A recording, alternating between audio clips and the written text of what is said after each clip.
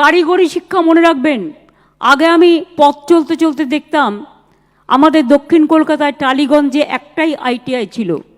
আমরা কিন্তু এখন প্রায় 500টা আইটিআই এবং পলিটেকনিক তৈরি করেছি, এবং সেখানে স্টাইপেন্ড দেওয়া হয়, ট্রেনিং দেওয়া হয়, এবং তাদের সাথে একটা উৎকর্ষ বাংলা করেছি। আমাদের পলিটেকনিক আইটিআই সাথে ইন্ডাস্ট্রিকে যোগ করে যারা যেটা ট্রেনিং নিচ্ছে, কোনো ইন্ডাস্ট্রি যদি লোক চায় সে ওখান থেকে নিতে পারে, উৎকর্ষ বাংলা থেকে। উৎকর্ষ বাংলা থেকে 47 লক্ষ আমাদের কারিগরি শিক্ষা ও ট্রেনিং পেয়েছে। তার মধ্যে 10 লক্ষ ছেলেমেয়েদের চাকরি ইতিমধ্যেই হয়ে গেছে, এবং আরও আছে, সেটা প্রসেসে আছে আরও কয়েক লক্ষ। সুতরাং কারিগরি শিক্ষাতেও যারা অনেকে মনে করেন যে আমার হয়তো পড়াশোনায় মন নেই, তারা কারিগরি শিক্ষা নিয়ে তারাও কিন্তু সুযোগ পেতে পারেন। আমাদের এখানে ফ্যাশন স্কুলও হয়েছে, আহরণ দুর্গাপুরে কলেজ, ইনস্টিটিউট, হোটেল ম্যানেজমেন্ট, এগুলোও সব আমরা করে দিয়েছি। আমি অনেক মিটিংয়ে বলেছি, আবার বলছি, আমার বাড়িতে একটি ছোট্ট মেয়ে ছোটোবেলা থেকে ছিল, আমি এদের মানুষ করি, করে চাকরি টাকরি দিয়ে দিই, বিয়েটি দিয়ে দিই, এভাবে আমি অনেকগুলো ছোটো ছোটো মেয়েকে মানুষ করে দিয়েছি। তো আমার বাড়িতে একজন ছিল, একদিন দেখি তার মেয়েকে খুব মারছে।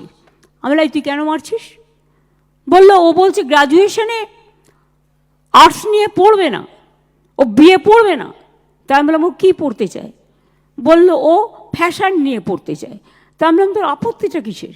যদি ও পড়তে চায় ফ্যাশন নিয়ে, আর ওটাতে প্রতি যদি ওর আগ্রহ থাকে, অসুবিধার তো কিছু নেই। এক একজনের এক একটা দৃষ্টিভঙ্গি থাকতেই পারে। তখন আমাদের নতুন তৈরি হয়েছে আহরণ। এবার আমার কাছে খবর এলো জয়েন্ট এন্ট্রেন্সের মাধ্যমে নিতে হবে। আমি বললাম, তাহলে তো সেই বাইরের সব নিয়ে চলে যাবে, লোকাল ছেলেমেয়েরা আর চান্স পাবে না, তারা পড়তে পারবে না। সেই জন্য আমি বললাম, না, এটা হবে না। এখানে গরিব ছেলেমেয়েরা যাতে পড়তে পারে, মধ্যবিত্ত ছেলেমেয়েরা যাতে পড়তে পারে, তার ব্যবস্থা করতে হবে। তাই সেটাকে মধ্যবিত্তদের জন্য করে দেওয়া হয়েছে। এবং আজকে বিশ্বাস করুন, ওই মেয়েটি যাকে তার মা মারছিল, সে এখন শিকাগোতে একটি হোটেলে চাকরি করে রিসেপশনিস্টে। আমি ওর মাকে বললাম, কী রে, কত টাকা পাঠাচ্ছে? বললো, 3 মাস পর পর 50,000 টাকা এখন পাঠাচ্ছে। আর তাহলে বোঝ, সেদিন তুমি মারছিলে, আজকে তুমি দেখছো যে তারা মানুষ হয়ে গিয়ে কিভাবে তারা করছে। সুতরাং আপনাদের, আমি এখনও মনে করি বাংলা আমাদের স্কিলের নাম্বার 1, এমএসএমইতে নাম্বার 1, স্টুডেন্টদের এগুলো জানা উচিত। ঐক্যশ্রীতে আমরা নাম্বার 1, আমাদের স্টুডেন্টসরা খুবই ভালো রেজাল্ট করে। এবং যারা অল ইন্ডিয়া এআইটিটি 11 জন অল ইন্ডিয়া টপারকে, ন্যাশনাল স্কিলের 3 জন প্রাইজ উইনারকে আমরা ফেলিসিটেট করলাম। ওরা বাংলার মুখ উজ্জ্বল করেছে। শুধু জানবার জন্য বলছি, মনে রাখবেন কন্যাশ্রী কত আছে এখন জানেন? আমার 89 লক্ষ এখন পর্যন্ত। আমি চাই এটা 1 কোটি ছাড়িয়ে যাক। খরচ হয়েছে কত? 15,000 কোটি টাকা, জাস্ট জানবার জন্য। সবুজ সাথী আমার আছে 1,27 লক্ষ। এবছরও যারা সাইকেল পাবে, সাইকেল রেডি হয়ে গেছে। আমি আলিপুরদুয়ারে যখন যাব, সেই দিন থেকে স্টার্ট করব। এ মাসের লাস্টের থেকেই আমরা দিতে শুরু করে দেবো স্কুলগুলোতে। ঐক্যশ্রী মাইনরিটি স্কলারশিপ 4,15 লক্ষ। খরচ হয়েছে কত? 8,936 কোটি টাকা। শিক্ষাশ্রী 1,39 লক্ষ। খরচ হয়েছে কত? 1,063 কোটি টাকা। মেধাশ্রী 6,68,000, 53,43 লক্ষ টাকা খরচ হয়েছে। আমি টাকার কথা বলছি না। স্বামী বিবেকানন্দ মেরিটস কাম মেন স্কলারশিপ 32,60,000 ছেলে মেয়ে পায়। স্টুডেন্টস ক্রেডিট কার্ড 81,000-এর বেশি অলরেডি পেয়ে গেছে যারা অ্যাপ্লাই করেছে। বিনামূল্যে স্কুলের বই, ড্রেস, জুতো, ব্যাগ 18 কোটি দেওয়া হয়েছে। তরুণের স্বপ্ন মানে ক্লাস, এখন মনে হয় কোন ক্লাসে দিচ্ছি? এখন 11 ক্লাসে।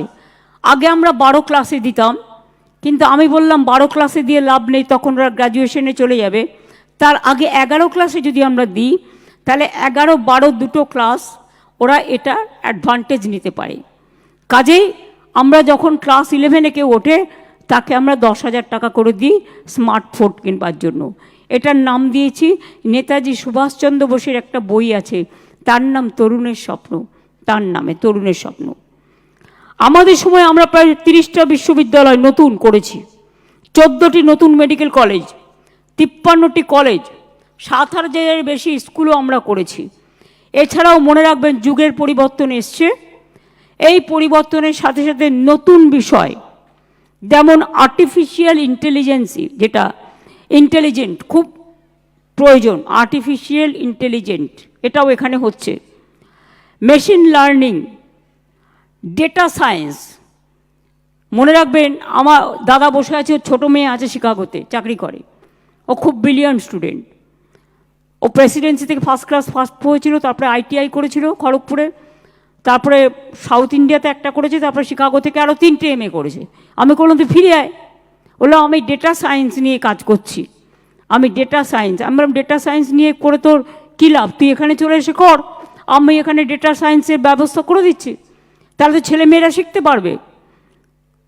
বললো জানো এটাই কি হয়, আগামী 50 বছর বাদে কি হবে সেটাই ডেটা সায়েন্সের ফলে, ডেটা রিসার্চের ফলে বলে দিচ্ছে।